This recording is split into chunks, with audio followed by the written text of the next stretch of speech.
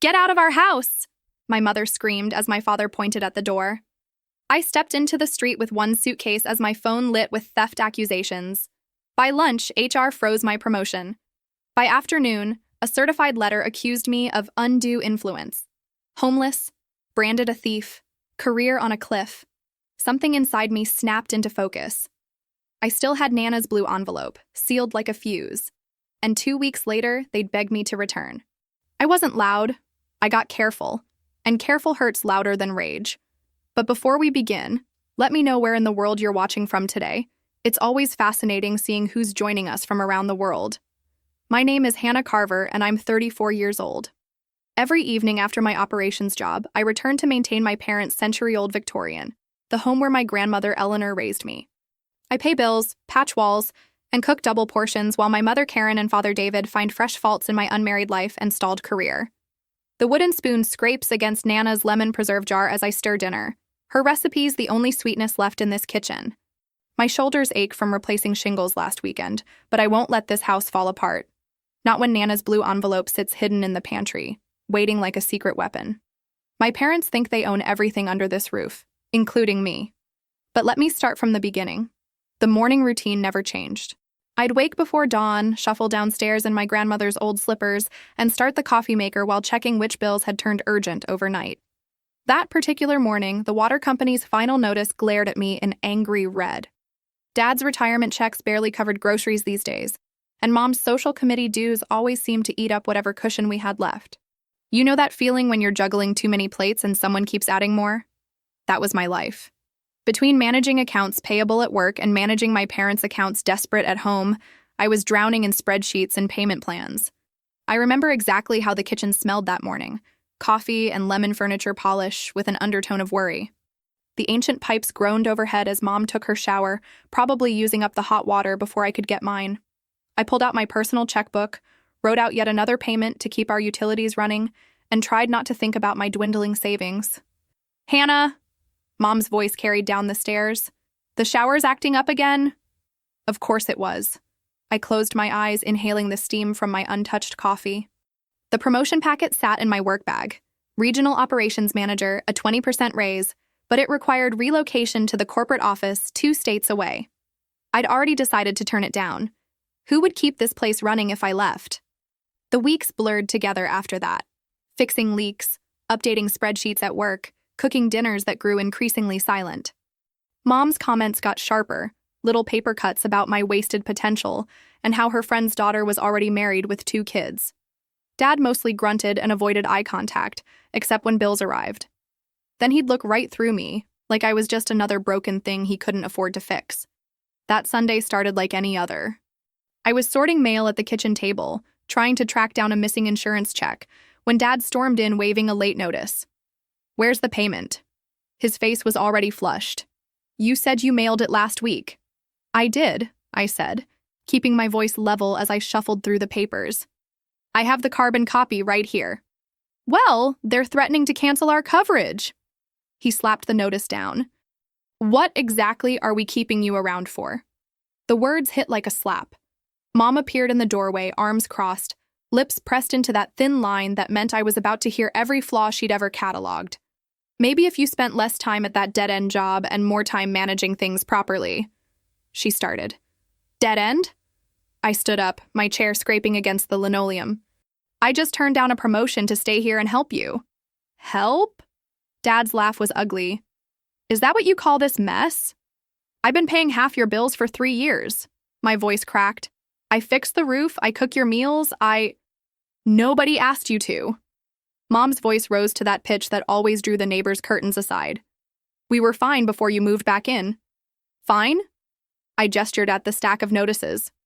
"You were 3 months behind on everything." Dad's face went rigid, that muscle in his jaw jumping. "Get out." "What?" "Get out of our house." Mom's scream shattered the last illusion of family. I stood there, frozen, as 34 years of belonging crumbled into dust. Then muscle memory took over. I climbed the stairs to my childhood bedroom, pulled out my emergency suitcase, because some part of me had always known this day would come, and filled it with essentials. My hands shook as I grabbed Nana's jar of precious lemon seeds from my dresser. The stairs creaked under my feet one last time. Mom and Dad stood like sentries in the foyer, their faces set in identical masks of righteous anger. Neither spoke as I opened the front door, that familiar squeal of hinges now a farewell cry. The sidewalk felt different under my feet, no longer the path home, just concrete leading anywhere else. My throat burned with all the words I'd swallowed over the years, all the sacrifices that had meant nothing in the end. As I reached the corner, I turned back for one last look at my grandmother's house, at the porch where she used to tell me stories about standing your ground. "I will not be homeless," I whispered to the gathering dark. In the home I kept alive. I stumbled up 3 flights of stairs to Tessa's apartment, my suitcase bumping against each step like a metronome counting down my dignity. She opened the door before I could knock, wrapped me in a hug that smelled like drugstore shampoo, and didn't ask questions when I couldn't speak. "The couch is all yours," she said, dropping a stack of blankets beside me. "I've got leftover lasagna and wine. Lots of wine." You know that moment when kindness hits harder than cruelty? That's what broke me. I sank onto her oversized couch, surrounded by throw pillows that had nothing to do with my life, and let the tears come. The next morning, I woke to the sound of Tessa's coffee maker and the unfamiliar scent of fabric softener from her laundry room. It was nothing like the lemon oil I used on Nana's old furniture, that sharp, clean smell that always made the house feel like home. My back ached from the couch springs, but at least I had somewhere to sleep. "You look better," Tessa said, handing me a steaming mug. "And hey, I probably shouldn't tell you this, but Rachel and HR mentioned your promotion paperwork is still being processed. They're actually excited about having you at corporate." My hands tightened around the mug. Really? Really? Maybe this is, I don't know, a sign? To take the job? For the first time since last night, I felt something like hope flutter in my chest. The promotion would mean a fresh start, enough money to get my own place, maybe even... My phone buzzed, then buzzed again, and again. 17 notifications from the family group chat. My stomach dropped as I opened the first message. "Has anyone seen Mom's pearl necklace?" my aunt wrote. "The one Grandma left her?"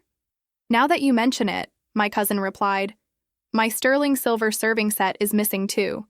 The one from the china cabinet." Mom's response appeared next. "We've noticed several valuable items disappearing lately. So disappointing when you trust someone."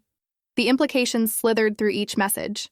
No direct accusations, just careful hints about missing heirlooms and broken trust. Even my second cousins, who I hadn't seen in years, chimed in with stories of mysterious disappearances during my visits. I wanted to scream, to defend myself, to remind them I was the one who cataloged every family treasure, who kept detailed records of what belonged to whom. But my fingers froze over the keyboard. What could I say that wouldn't sound defensive? That wouldn't make me look guiltier? The morning at work started normally enough. I dove into spreadsheets, trying to lose myself in numbers that didn't carry emotional baggage. But around 10, my boss called me into his office. "Hannah?" He shuffled papers on his desk, avoiding my eyes. "We need to discuss your situation." "My situation?" "We've received some concerning feedback about your conduct, given the sensitive nature of your role and the financial responsibilities involved." He cleared his throat. "We're placing you under review." The floor seemed to tilt beneath my feet. "What feedback? From whom?" "I'm not at liberty to discuss the details. For now, we're suspending your access to the financial systems. And the promotion?" He finally met my gaze. "Well, let's just focus on resolving these issues first." I walked back to my desk in a daze, my heels clicking against the tile like tiny hammers nailing my career shut. As I stared at my computer screen, now locked out of half my usual programs, a memory surfaced, sharp and clear as lemon zest. Nana's blue envelope, the one she'd pressed into my hands years ago, whispering, "For the one who keeps the lights on." It was still hidden in that old cookie tin in the pantry, behind the holiday sprinkles no one ever used. I'd always assumed it was just another of her little secrets, like the sugar cubes she kept in her purse for neighborhood dogs or the spare key under the rosebush. But now, with my world crumbling faster than I could catch the pieces, that envelope felt less like a secret and more like a lifeline. What had Nana known? What had she tried to tell me? My phone buzzed again. Another group message about a missing family Bible. I closed my eyes, remembering Nana's words. "For the one who keeps the lights on." That night, I sat cross-legged on Tessa's couch, staring at my grandmother's blue envelope. The paper had softened over the years, but her handwriting remained clear as ever, for the one who keeps the lights on. My fingertips traced each letter, remembering how she used to practice her penmanship at the kitchen table, filling page after page with perfect loops and swirls. "You never did tell me what's in there," Tessa said, settling into her armchair with a glass of wine. I never opened it. The admission felt strange on my tongue. Nana gave it to me years ago, made me promise to save it for when I needed it most. Well, if this isn't most, I don't know what is. She had a point. I slid my finger under the flap, careful not to tear the paper. Inside, I found two things: a small brass key that caught the lamplight, and a folded note in Nana's distinctive script. "My dearest one," I read aloud, my voice catching. "If you're reading this, they've forgotten what you carried. Take this key to box 317 at the county records office. What you need is waiting there. Love, Nana." "Box 317? Tessa leaned forward. "What's in it?" "I don't know." I turned the key over in my palm. But Nana never did anything without a reason. I pulled out my phone and navigated to the county website, clicked through to records requests, and found the appointment scheduler. There was an opening tomorrow at 2 p.m. My finger hovered over the book button as doubt crept in. What if it was nothing? What if... My phone buzzed with a text from my boss. "HR meeting tomorrow, 9 a.m. That decided it. I booked the appointment. Sleep came in fitful bursts that night, filled with dreams of locked boxes and fading keys. The morning brought no relief. A knock at the door startled me awake. Tessa signing for a certified letter addressed to me. The envelope felt heavy in my hands, official and threatening. I recognized the law firm's name from their commercials: Burton, Hayes and Associates, the kind of firm that specialized in family disputes and inheritance battles. My hands shook as I opened it. The legal language was dense, but certain phrases jumped out like accusations. Concerning pattern of behavior, manipulation of elderly parents, and worst of all, undue influence. "What does that even mean?" Tessa asked, reading over my shoulder. "It means they're saying I pressured my parents into something." My voice sounded distant to my own ears. "That I used my position in the house to take advantage of them somehow." The rest of the letter spelled out the consequences. They would pursue all legal remedies if I didn't cease and desist. But it was the final paragraph that made my stomach turn. They would be notifying relevant professional organizations about their concerns. In other words, my career was on the line. I sank onto the couch, the letter crumpling in my grip. The promotion was definitely gone now. Even if I kept my current job, who would trust me with financial responsibilities after an accusation like this? The words "undue influence" would follow me like a shadow, poisoning every future application. Tessa sat beside me, her hand warm on my shoulder. "You can't let them do this." Maybe I should just let it go. The words tasted bitter. "Move on, find another job somewhere else." Is that what your grandmother would want? I looked down at the brass key still sitting on the coffee table. It seemed so small against the weight of that legal letter, so fragile against the force of my parents' accusations. But Nana had never given up on anything in her life. Not when Grandpa died, not when the bank threatened foreclosure, not even when her hands shook too much to write her beloved letters. The key caught the morning light, and for a moment I smelled lemons, sharp and clean and defiant. My appointment at the county office was in 4 hours. Whatever waited in box 317, I had to know. Even if it was nothing, even if it only led to more trouble, I owed Nana that much. I picked up the key, its metal warm against my palm. Fear still clawed at my throat, whispering all the ways this could go wrong. But underneath that fear, something else stirred. Something that felt like my grandmother's strength, like her quiet, stubborn determination. The morning fog clung to everything, turning the county building into a looming gray shape as I climbed the worn stone steps. My stomach churned with each echo of my footsteps in the nearly empty corridor. The familiar scent of paper and toner took me straight back to my first office job, before I'd moved home, before everything got so complicated. At the records counter, a young woman with sharp bangs and rectangular glasses looked up from her computer. Her name tag read, Nadia Sullivan. "I have an appointment for box 317, I said, sliding the key across the counter. My voice sounded steadier than I felt. Nadia picked up the key, turning it over in her hands. "Family matter?" she asked, her eyes meeting mine with unexpected warmth. I nodded. My grandmother's. She touched a small silver locket at her throat. I keep my grandmother's hair in here, she said softly. Sometimes the old ways are the best ways to remember. Something in her voice made me want to tell her more. Mine left me this key with a note. Said it was for the one who keeps the lights on. Wait here. Nadia disappeared into the back room. Through the glass partition, I watched her navigate rows of metal filing cabinets with practiced ease. She returned carrying a thick manila envelope, gesturing for me to follow her to a private consultation room. The overhead fluorescents hummed as Nadia carefully opened the envelope. This is unusual, she murmured, spreading out several documents. It's a trust agreement, dated 12 years ago. Your grandmother was Eleanor Carver? Yes. The sight of Nana's signature made my throat tight. She set up a living trust with some very specific conditions. Nadia's finger traced down the page. The house transfers to Hannah Carver. That's you? Upon sustained occupancy and care of the property. My hands started shaking. What exactly does that mean? According to this, you're named as successor trustee if you maintain residence and contribute to the household's upkeep. She looked up. Have you been living there? Taking care of things? For the past 3 years. I almost laughed. Paying bills, fixing leaks, cooking meals, everything. Nadia nodded, but then her expression changed as she reached for her computer. There's something else you should know. Her fingers flew across the keyboard. Let me check the recent filing system. Yes, here it is. Your parents filed a notice of sale 2 days ago. The room tilted slightly. They're selling the house? Escrow is set to close in 14 days. Nadia's voice was gentle but urgent.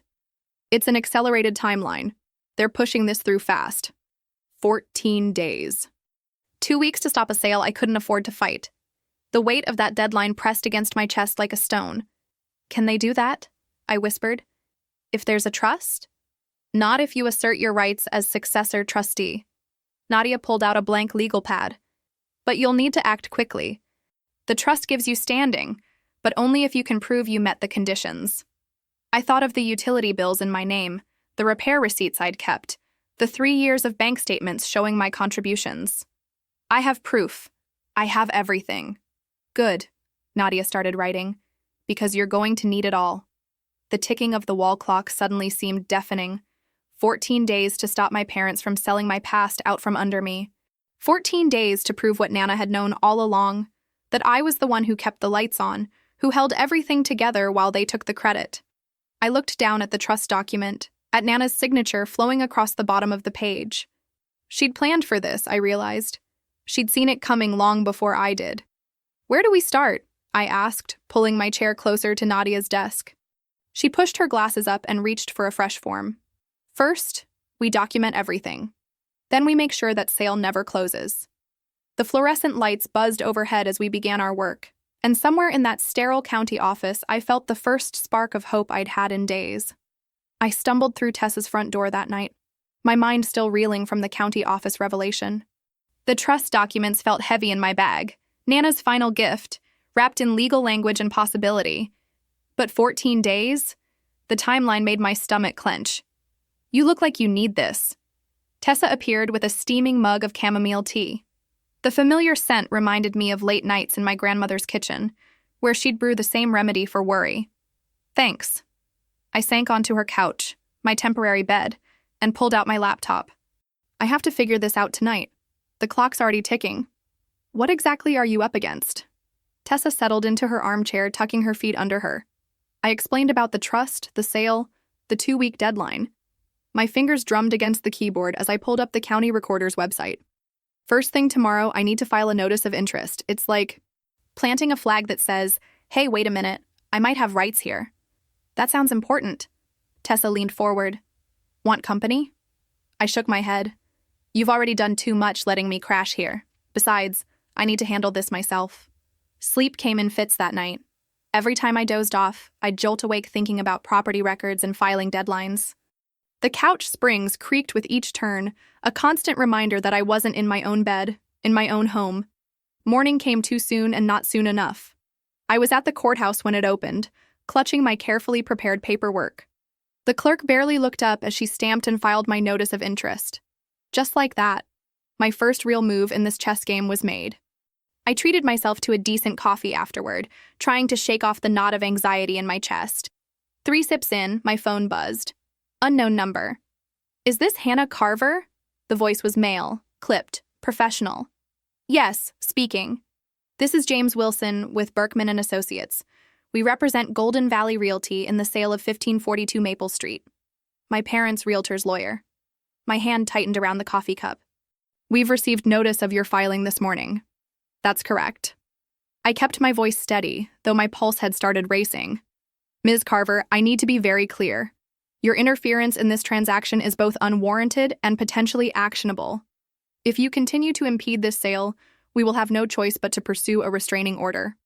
The coffee turned bitter in my mouth. I have a legitimate interest in this property. You have unsubstantiated claims that are delaying a legal transaction. His tone sharpened. I strongly suggest you withdraw your notice immediately. I'll take that under advisement, I managed, then ended the call before my voice could shake. The phone slipped from my trembling fingers onto the coffee shop table. A restraining order? The threat felt like a boot on my chest.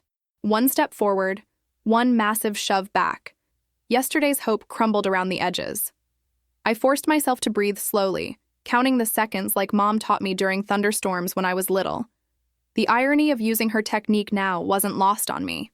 The coffee shop's morning bustle continued around me, the hiss of the espresso machine, the clatter of dishes, the mundane rhythm of normal lives untouched by family betrayal. My laptop screen still showed the county recorder's website, the confirmation of my filing staring back at me. 14 days had seemed impossible yesterday. Now, with lawyers threatening restraining orders, it felt like trying to climb a mountain in flip-flops. But what choice did I have? Let them sell my history, my memories, my inheritance right out from under me? My hands were still shaking as I picked up my phone again, but I forced myself to start a new document. I needed to organize my evidence, build my case, prepare for whatever came next. The lawyer's threats echoed in my head, but I kept typing. Time was running out, and I couldn't afford to hesitate. Not now. Not with everything I'd ever loved on the line. I spent the next morning digging through my email archives, pulling up every electronic trace of what I'd done for that house.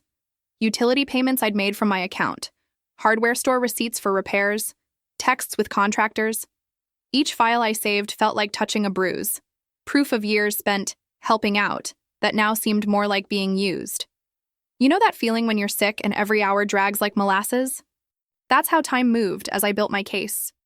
The ticking clock of those 14 days felt like a hammer in my skull. I'd glance at the timestamp on each document, counting backwards, wondering if it was enough, if anything would be enough. The morning light through Tessa's living room window reminded me of how sunlight used to filter through my grandmother's lace curtains, casting delicate shadows across the kitchen table where I used to sort the mail and pay the bills. Now, here I was, cataloging evidence of my own exploitation on someone else's coffee table. My phone buzzed. My boss's name lit up the screen, and my stomach clenched. Hannah. Her voice had that careful tone managers use when they're about to drop bad news. I wanted to update you on the review situation. I gripped the phone tighter. Yes? Given the concerns that have been raised, we're elevating this to a formal investigation. Your access to client accounts will be restricted until further notice. The words hit like slaps. But those accusations are completely... I understand this is difficult, she cut in, but we have to take allegations of financial impropriety seriously. Your position here is uncertain at this point. I ended the call before she could hear my breathing go ragged. Uncertain. Such a polite way of saying I was probably going to lose my job over lies my own parents had spread. The room suddenly felt too small. I paced Tessa's living room, my shadow stretching and shrinking against the walls like some distorted version of myself. Every step brought a new wave of panic. No job meant no money for lawyers. No money for lawyers meant no way to fight for the house. No house meant... I sank onto the couch, my hands shaking so badly I could barely open the water bottle beside me.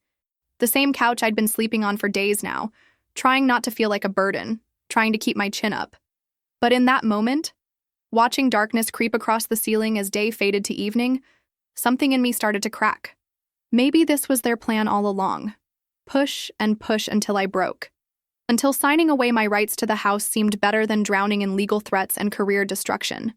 Until giving up felt like the only way to make it stop. The pressure behind my eyes built until I couldn't hold it back anymore. Tears slid down my cheeks, hot and humiliating.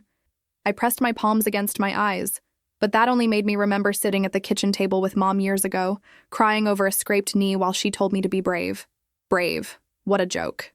Here I was, 34 years old, crying in someone else's living room because my parents had finally succeeded in breaking me down to nothing. No home, no job security, no dignity left to stand on. The thought of walking into the county office tomorrow, asking to withdraw my notice of interest, made me feel sick. But maybe that's what surviving looked like now. Giving up the house to save what was left of my career. Trading my inheritance for a chance to rebuild somewhere else, somewhere far from the weight of betrayal. I pulled out my phone, thumb hovering over my lawyer's number. One call and I could end this. Sign whatever they wanted. Walk away. In the dim light, my reflection in the dark window looked like a stranger. Hollow-eyed, defeated. Behind that ghostly image, I could almost see the house, standing solid and real in my memory. The creaky third step I'd fixed last winter. The garden where Nana's lemon trees once grew. The slanted bedroom ceiling that had sheltered my dreams for so long. My hands trembled as I set the phone down without making the call. The tears kept coming, but now they felt like they were washing something away. Maybe the last traces of the daughter who always did what she was told, who never pushed back, who let herself be used until there was nothing left to take. Morning light filtered through unfamiliar curtains as I stared at my phone, willing it to ring with good news from somewhere. Anywhere. The smell of my third cup of coffee, bitter and burning on the hot plate, did nothing to settle my nerves. My phone buzzed and I nearly dropped it. Nadia's name flashed on the screen. "Hannah?" Her voice crackled with excitement. "Are you sitting down?" "I am now." I sank onto the kitchen chair, bracing myself. "What's wrong?" "Nothing's wrong. Everything might actually be right." Papers rustled in the background. "I couldn't sleep last night thinking about your situation, so I came in early and did some deeper digging into the trust documents." My throat tightened. "And?" "There's a clause, buried in the legal language, about forced removal of beneficiaries." More shuffling. "Here it is. In the event that named beneficiary is forced to vacate premises by co-occupants, full vesting of ownership accelerates immediately to said beneficiary." The words didn't make sense at first. They felt like puzzle pieces that wouldn't fit together in my fog-filled brain. "Hannah?" Nadia's voice softened. "Do you understand what this means?" Not really." I pressed my free hand against the cool surface of the table, trying to ground myself. "When your parents told you to get out, when they forced you to leave, they actually triggered your immediate ownership of the house." She paused, letting that sink in. "According to this clause, the moment they evicted you, the house became legally yours." The room tilted sideways. I remembered that night, Dad's finger pointing at the door, Mom's voice rising to that terrible scream. "Get out of our house!" "Their house," I whispered. They kept saying it was their house. But it wasn't. Not according to your grandmother's trust. Keys clicked as Nadia typed something. The trust was clearly written to protect whoever was caring for the property. That was you, Hannah. For years, that was you. My coffee sat forgotten, growing cold. So, when they threw me out, they handed you ownership. Legally, officially, and immediately. Nadia's voice held a note of triumph. You don't have to fight to stop the sale. You already own the house. You just have to claim it. Memories crashed through me like waves. Years of fixing leaks, paying bills, cooking meals, watching my parents take it all for granted. The promotion I'd passed up. The dates I'd canceled. The life I'd put on hold because family came first. "I can stop the sale," I said, testing the words. "You can do more than that. You can file for immediate possession." Nadia's chair squeaked as she leaned forward. "But Hannah, this means confronting them directly. Once you file these papers, there's no going back. Are you ready for that?" The question hung in the air between us. Was I ready to stand up to my parents? To claim what was legally mine? To weather the storm of family drama that would follow? I thought about the blue envelope, about Nana's careful planning. She must have known something like this could happen. She'd built me a safety net, hidden in plain sight, waiting for the moment I needed it most. "They're already spreading lies about me," I said, my voice stronger than I expected. "They're trying to destroy my career, my reputation. What else do I have to lose?" "That's actually a really good point." Nadia's smile came through in her voice. Should I start preparing the paperwork? I closed my eyes, seeing the house in my mind, the creaky steps, the slanted ceilings, the garden where Nana's lemon trees once grew. All the memories layered like sediment, years of life packed into every corner. Yes, I said, and the word felt like breaking free. Start the paperwork. I'll have everything ready within the hour. Papers shuffled again. Hannah, for what it's worth, I think your grandmother would be proud of you right now. Tears pricked at my eyes, but these weren't like last night's tears of despair. These felt cleansing, like rain washing away old dust. Thank you, Nadia, for everything. Don't thank me yet, she chuckled. We've still got work to do. Come by as soon as you can. I'm on my way. I didn't sleep that night. How could I? Every time I closed my eyes, I saw the trust document, that buried clause that changed everything. The ceiling fan in my coworker's living room clicked with each rotation, keeping time like a metronome as I wrestled with what came next. You know those moments when you realize the choice you're about to make will reshape your entire life? This felt bigger than that. This wasn't just about keeping the house. It was about standing up and saying enough. Around 3 a.m, I pulled out Nana's lemon seeds from my suitcase. The glass jar felt cool against my palm, and for a second I could smell her kitchen. Warm citrus and vanilla, summer sunlight streaming through old windows. She'd always told me that good things take time to grow. But first, she'd say, tapping the soil with her trowel, you have to plant the seed. By sunrise, my decision was made. I showered, borrowed my coworker's iron to smooth out my one work blouse, and called Nadia. I've been waiting for your call, she answered on the first ring. How are you holding up? I'm doing it. My voice came out steadier than I'd expected. Walk me through what I need? Bring everything you have, utility bills, repair receipts, photos of the work you've done. And Hannah? Bring that blue envelope too. I spent the next hour organizing documents at my temporary desk, really just a TV tray wedged between the couch and wall. Every piece of paper felt like evidence of the life I'd put on hold. Receipts for new water heaters, canceled checks for property taxes, photos of me replacing rotted deck boards, each one a brick in the foundation of my claim. When I walked into the county office at 9, Nadia was already waiting with a stack of forms. These are your assertion of rights papers. She spread them across her desk. This one confirms your status as beneficiary. This declares your immediate vesting of ownership under the eviction clause. And this, she tapped a thicker document, is your formal notice of possession. My hand shook slightly as I reached for the pen. Once I sign these, your parents will be legally notified within 3 business days. Nadia's eyes met mine. Are you ready for that? The question hit hard. Was I ready for the explosion that would follow? The accusations? The family drama that would ripple out to every cousin and aunt? I thought about the group chat messages calling me a thief, about my boss's cold shoulder, about years of criticism wrapped in the excuse of helping. They're already trying to destroy my life, I said, uncapping the pen. At least this way I'm fighting back. Each signature felt deliberate, like planting my feet in solid ground. I signed my name 7 times across 4 documents, initialed 12 spots, and dated everything twice. With each stroke, I felt something shifting inside me, not just anger or determination, but something steadier, something that felt like coming home to myself. I'll get these notarized and filed immediately, Nadia said, gathering the papers. The notification process will start today. I stared at the stack of documents that would change everything. How long until they know? Legally? 3 business days. She slipped everything into a manila envelope. But realistically, the moment their lawyer sees these cross his desk could be as soon as tomorrow. My stomach clenched, but I forced myself to nod. Good. I'm tired of waiting for the other shoe to drop. Nadia sealed the envelope with a decisive pat. You're doing the right thing, Hannah. Your grandmother made you trustee for a reason. I know. And suddenly, I did know. All those years of keeping the house running, of being the responsible one, Nana had seen it coming. She'd known I'd need protection someday.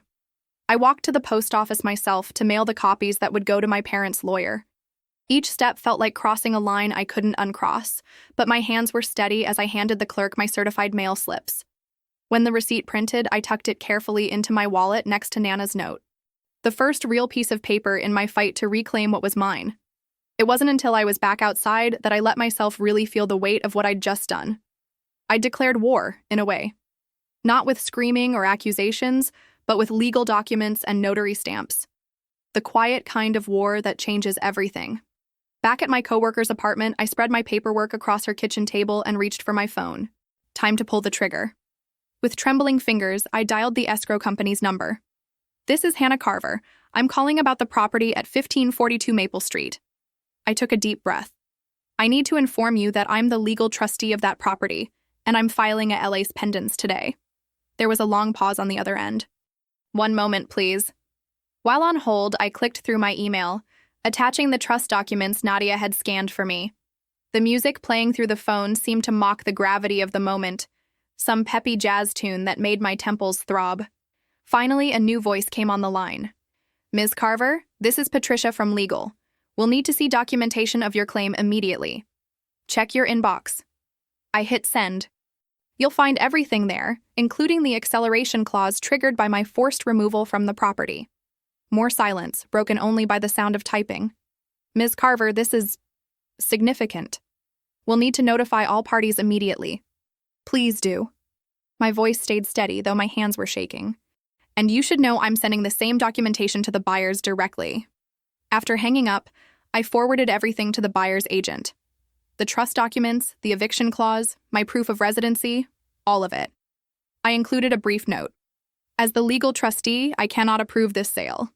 Any attempt to proceed will result in immediate legal action." Then I waited. You know that moment when you've just dropped something fragile and you're watching it fall? That's how the next 3 hours felt. My phone buzzed with texts from my parents, first confused, then angry, then threatening. I ignored them all. At 11:47 a.m., the email arrived from escrow. "Sale terminated due to title dispute." I read it 4 times just to be sure. The house wasn't going anywhere. My hands stopped shaking. But I wasn't done. Remember those vacation rentals my parents had been running out of the basement? The ones they'd never bothered getting permits for? The ones where they'd pocket cash and pretend it was just friends staying over? I opened the city's website and found the zoning compliance form. The cursor blinked at me as I began typing. "I am writing to report ongoing unpermitted short-term rentals." My fingers hesitated over the keyboard. This wasn't just stopping a sale. This was actively bringing trouble to their door. The kind that came with fines, back taxes, and official scrutiny. I thought about all those nights I'd lain awake, listening to strangers traipsing through our house. How I'd begged them to at least get proper insurance. How they'd laughed it off, saying I worried too much. The memory of my mother's voice rang in my ears. "Get out of our house." Well, it wasn't their house anymore. And these rentals weren't just about them. They put the whole neighborhood at risk. What if one of those strangers had started a fire? What if someone had gotten hurt? I attached photos I'd taken over the years. The makeshift kitchen they'd installed without permits. The exterior door they'd cut into the basement wall. Screenshots of their rental listings, dated and time-stamped. Bank deposits that proved how long it had been going on. My cursor hovered over the submit button. This would hit them where it really hurt, their wallet. They'd face fines, back taxes, maybe even penalties. The city took these violations seriously. I thought about backing down, about using this as leverage instead. But I knew my parents, they'd only see that as weakness. As proof they could still manipulate me. No, sometimes justice needs teeth. I clicked submit. The confirmation page popped up. "Thank you for your report. A compliance officer will review your submission within 2 to 3 business days." I sat back, feeling the weight of what I'd just done. The house was safe, but I'd launched a second wave that would crash into my parents' carefully constructed world of under-the-table profits and ignored regulations. This wasn't just about keeping my inheritance anymore. It was about making them face the consequences of their choices. My phone buzzed again. More texts, more threats. I switched it to silent and made myself a cup of tea, using the last of Nana's lemon balm from my emergency stash. The familiar scent filled the small kitchen as I waited for the next domino to fall. 3 days after I submitted the report, my phone lit up with a text from our next-door neighbor. "City inspectors just pulled up. 4 of them. Everything okay?" I was in the break room at work, stirring cream into my coffee. My hand froze mid-stir as I remembered all those mornings at home, watching my mother serve breakfast to visiting friends, who always seemed to have rolling suitcases and tourist maps. Thanks for letting me know, I texted back. Throughout the day, more messages trickled in from various neighbors. The inspectors had been thorough, spending hours documenting everything. They'd taken photos, measured doorways, and interviewed people on the street about the steady stream of short-term guests they'd observed over the years. You know what's funny about small neighborhoods? Everyone notices everything. They just don't say anything until someone official asks. A week later, I received copies of the violation notices sent to my parents' address. Perks of being the legal trustee now. My hands trembled as I opened the first envelope at my temporary desk. The city had found 17 separate code violations, from the unpermitted kitchen installation to fire safety infractions. But it was the financial breakdown that made my breath catch. 5 years of unpermitted rental income, property tax reassessment, penalties for operating without licenses, fire code violation fines. The total stretched well into 6 figures. I could almost hear my mother's gasp. Picture my father's face turning that dangerous shade of red it got when things slipped out of his control. They'd been running these rentals for years, pocketing cash while I paid the regular bills, telling me I was too worried about rules when I raised concerns. The next envelope contained the city's proposed payment plan. Since I was now the trustee, they needed my approval. The terms were strict. Monthly payments stretched over 7 years with the house as collateral. One missed payment would trigger immediate legal action. My phone buzzed. My mother. I let it go to voicemail. Another buzz. My father this time. Delete. I spread the papers across my desk, reading every line carefully. This wasn't just about money anymore. This was about years of dismissed warnings, of brushed-aside concerns, of treating me like an over-anxious child while they played fast and loose with laws that existed for good reasons. The payment plan would drain their retirement savings. They'd have to watch every penny, account for every expense. Just like I had. All those years I juggled their bills and stretched my own salary to keep things running. Remember those nights I'd lie awake, listening to strangers moving through our house, wondering if they'd check the smoke detectors or if they knew where the fire extinguishers were? My parents had laughed off my worries then. They weren't laughing now. I picked up my pen and signed the payment plan approval. My signature looked different somehow. Steadier, more certain. I added one amendment. All payments would be made directly to me as trustee, and I would handle the distributions to the city. That afternoon, I got my first look at their formal response to the violations. It was full of excuses. They didn't know. They thought it was allowed. Everyone in the neighborhood did it. The same kind of dismissive attitude they'd always had toward rules they found inconvenient. The city wasn't buying it. Their reply was clear: pay according to the approved plan, or face liens and possible criminal charges.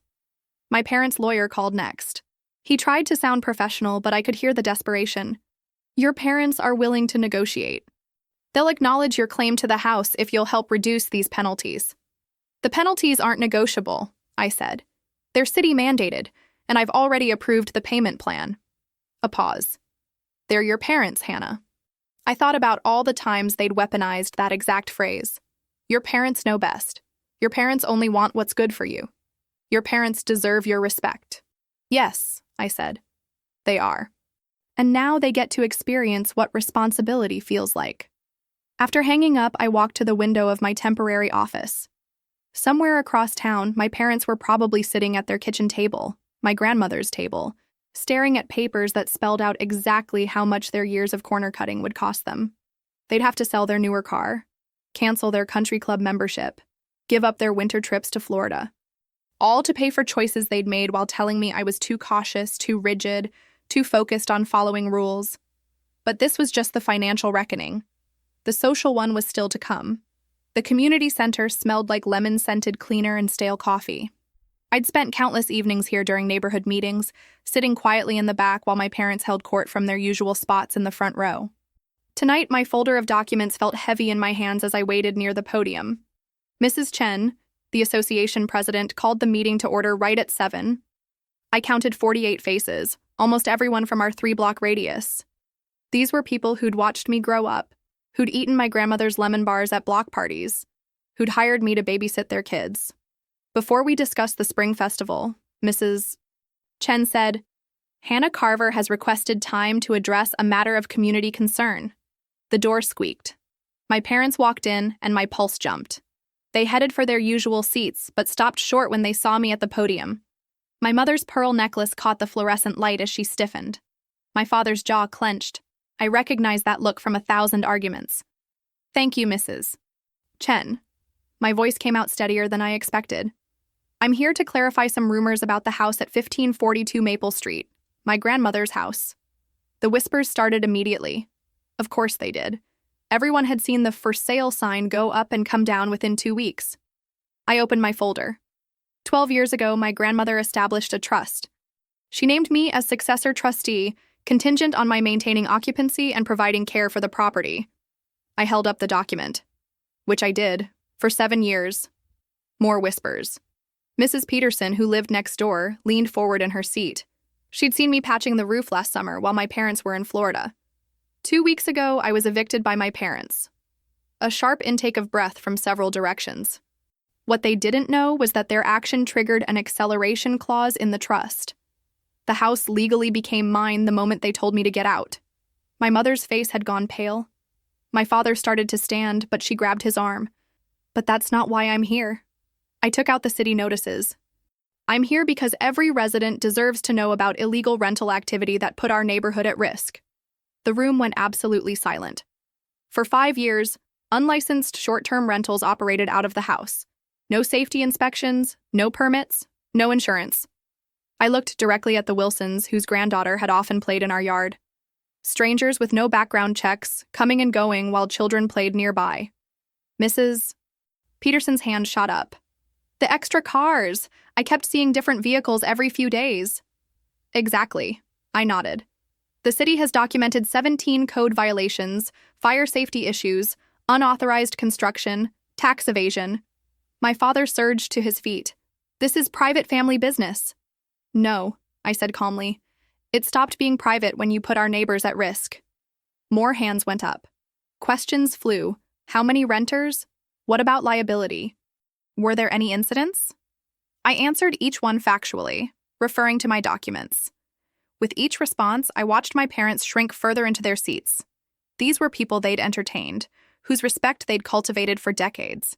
People who'd believed their carefully constructed image of upstanding community leaders. Mr. Wilson, who'd served on the board with my father for years, turned in his seat to stare at them. Frank, how could you? We trusted you with our neighborhood safety committee. My mother tried to salvage something. We didn't realize. Yes, you did. The words came from Sarah Martinez, who'd lived across the street since I was 10. Hannah warned you. I heard her last Christmas telling you it wasn't safe or legal. You laughed it off. The room erupted in overlapping voices. I stood quietly, watching the tide of community opinion turn. Mrs. Chen had to bang her gavel 3 times to restore order. My parents slipped out during the commotion. Through the window, I saw them hurrying down the sidewalk, shoulders hunched, not looking back. The same sidewalk where they'd once strolled like neighborhood royalty. Mrs. Chen cleared her throat. I believe we should add rental monitoring to next month's agenda. Hannah, would you be willing to join the board's safety committee? I looked around the room. Where there had been whispers, there were now nods of approval. Where there had been polite smiles, there were looks of respect. Yes, I said. I would. 2 weeks to the day after they'd screamed, "Get out!" I stood on the sidewalk watching the moving truck idle. The diesel fumes mixed with the crisp morning air, making everything feel slightly surreal. Remember how many times you carried their groceries up these same steps, I told myself. Remember the night you fixed the porch light in the rain. This moment is earned. The locksmith checked his phone. Ms. Carver? Ready when you are. I nodded, my hand tightening around the small lemon sapling in its terracotta pot. The leaves trembled in the breeze, reminding me of Nana's hands when she'd first shown me how to save the seeds. Just wait, she'd said. Everything grows in its own time. My parents' car wasn't in the driveway, probably avoiding this moment, just like they'd avoided my calls since the neighborhood meeting. The front curtains stayed perfectly still. But I knew they were watching from somewhere. They always watched. Start with the front door, I told the locksmith. He knelt with his tools while I signed the final paperwork from the trust administrator. The scratching of metal against metal made my skin prickle. How many times had I heard that sound from the other side, letting myself in after another double shift?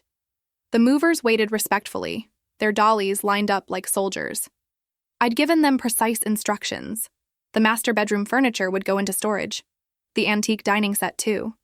But Nana's old kitchen table was staying, the one with the scratch from when I'd dropped my science project in 3rd grade. Got it, the locksmith said, standing. He held out 3 new keys, gleaming like promises. Want to test it? My hand was steady as I took them. The first key slid in smooth as butter, turned with a decisive click. The sound echoed in my chest like a gavel falling. Inside, the house smelled of lemon furniture polish and desperation. They'd tried to erase me before leaving. My photos were gone from the walls, my childhood art projects stripped from the fridge.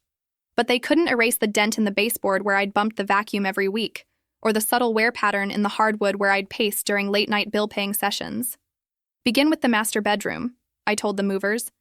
Their boots thumped up the stairs, and I let myself smile. My parents had left their California king bed made up perfectly, probably thinking they'd be back once I came to my senses. The matching dresser would be gone before lunch. While the movers worked, I carried my lemon sapling outside. The spot under the front window had been waiting for decades. Nana used to say that corner got the perfect mix of sun and shade. My knees pressed into the dirt as I dug, the same way they had when I was small and helping her plant marigolds. You need a witness for this part? I looked up to find Mrs. Peterson standing at the edge of my yard, a watering can in her hands. The same watering can she'd used to tend my flowers when I was too exhausted from caring for my parents. Actually, yes. I sat back on my heels. Would you mind? She set down her can and crossed to join me. Together, we eased the sapling into its new home, patting the soil around its tender roots. Its leaves reached toward the sun like fingers stretching after a long sleep. Your grandmother would be proud, Mrs. Peterson said softly. She always said this house needed someone with both backbone and heart. Inside, I heard the movers calling down about starting on the dining room. The locksmith was still changing the back door and garage codes. Soon, the house would be fully mine, not just legally, but practically. Every lock, every window, every creaking floorboard would answer to me alone. I brushed the dirt from my hands and stood, helping Mrs. Peterson up. The new key felt warm in my pocket as we walked back to the front door.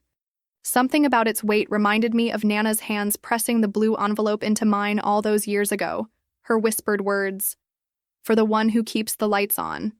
The lock clicked open one more time, decisive as a judge's ruling. Mrs. Peterson squeezed my arm before heading home, leaving me on the threshold of my reclaimed kingdom. Through the window, I could see the movers carefully wrapping my parents' prized mirror in moving blankets. Soon it would be gone, like every other weapon they'd tried to use against me. Family love needs boundaries, I said to the empty foyer, and a paper trail. The door closed behind me with a sound like justice. I believe stories like this find us for a reason. If this one touched you, please subscribe. I share a new one every day, and tomorrow's might be the one your heart's been waiting for.